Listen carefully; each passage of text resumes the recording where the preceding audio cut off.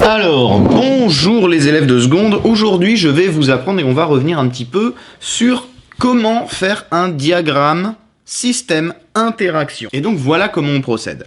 Dans un premier temps, il faut qu'on identifie le système. Donc le système, je rappelle, c'est l'objet qu'on étudie. C'est l'objet dont on étudie le mouvement, c'est l'objet sur lequel on va étudier les forces qui sont appliquées. Et donc si je reprends cet exemple-là avec les différents sportifs et que je prends par exemple l'exemple le plus compliqué, l'exemple du kitesurfer, d'abord je dois définir mon système. Donc mon système, je vais l'écrire juste ici, on va l'appeler le sportif.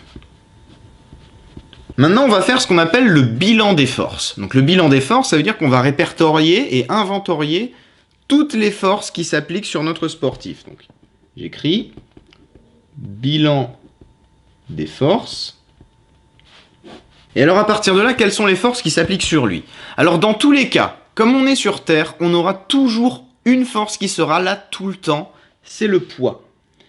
Donc d'abord, première force, on a le poids.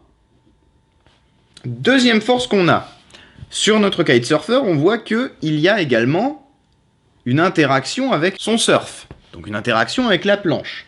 Donc il y a une interaction avec la planche. Ensuite, avec sa main, on voit qu'il touche l'eau. Dans ce cas-là, ça veut dire qu'il y a aussi ici une interaction avec l'eau. Donc il y a une interaction avec l'eau. Vous voyez, je fais le bilan de tous les objets avec lesquels mon système est en interaction. Et enfin, il y a une dernière force qui est appliquée sur lui, un dernier objet avec lequel mon système est en interaction, c'est la corde qui est ici et qui tire notre surfeur. Donc il y a aussi la corde qui exerce une force sur notre surfeur. Alors maintenant, on va identifier un petit peu quelles sont celles qui sont à distance et quelles sont celles qui sont des interactions de contact. Donc le poids, c'est une interaction à distance. Puisqu'on est d'accord que même si mon kitesurfer est dans les airs, donc il ne touche plus la terre, le poids continue de s'exercer sur lui. Donc la terre exerce encore une interaction sur lui alors qu'il ne la touche plus. Donc c'est bien une interaction à distance. Et toutes les autres, ce sont des interactions de contact. Puisqu'on est d'accord que la planche, s'il arrête de la toucher, bon bah la planche n'exerce plus d'action sur lui. L'eau, s'il arrête de la toucher, bah il tourne plus. Donc du coup ça veut dire que l'eau, s'il ne la touche plus, n'exerce plus d'interaction sur lui. Parce que là on pourrait se dire, oui mais l'eau elle interagit avec lui, ici, là aussi. Non, là l'eau interagit avec la planche, mais c'est bien la planche qui interagit sur lui. Lui, il est séparé de l'eau par la planche. C'est la planche qui interagit avec lui, c'est pas l'eau à ce niveau-là. Lui, il interagit avec l'eau au niveau de sa main. Et enfin, la corde, c'est aussi une interaction de contact. Pourquoi? Parce qu'on est d'accord que s'il lâche la corde, elle ne le tire plus.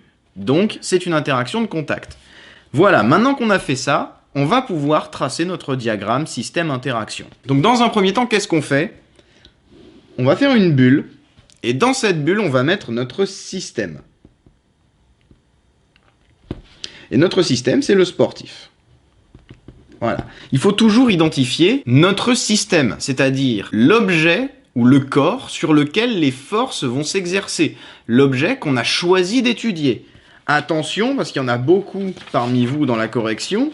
Ici, j'ai vu que dans vos diagrammes, vous m'avez mis que le système, c'était la planche, ou que le système, c'était le vélo, etc.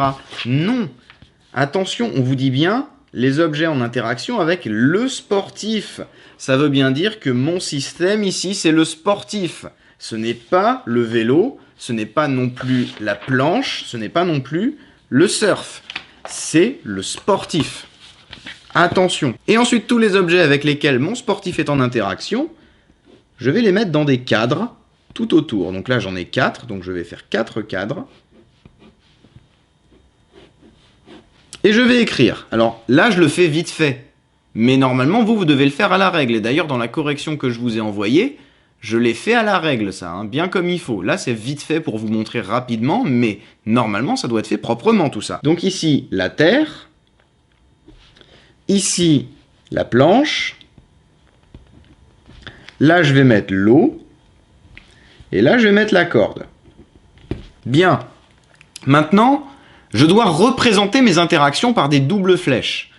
Les interactions de contact, je les représente par des flèches pleines. Donc les interactions de contact, c'est la planche, l'eau et la corde. Donc entre l'eau et le sportif, je fais une flèche pleine. Entre la planche et le sportif, je fais une flèche pleine. Encore une fois, à la règle, hein, normalement. Et la corde, je fais aussi une flèche pleine. Par contre, l'interaction à distance ici, je vais la représenter avec une double flèche en pointillé. C'est comme ça qu'on représente les interactions à distance. Donc je fais un petit trait en pointillé. Et là, je fais ma double flèche. Et voilà comment on fait un diagramme système-interaction. Donc maintenant que vous savez le faire correctement, et maintenant que je vous ai envoyé la correction, je vous laisse refaire cet exercice-là. Refaites-le, entraînez-vous, parce que ça, c'est important, il faut savoir le faire. Sur ce, je vous dis à très bientôt pour de prochaines vidéos. Entraînez-vous bien, travaillez bien chez vous, et je vous dis à la prochaine. Ciao!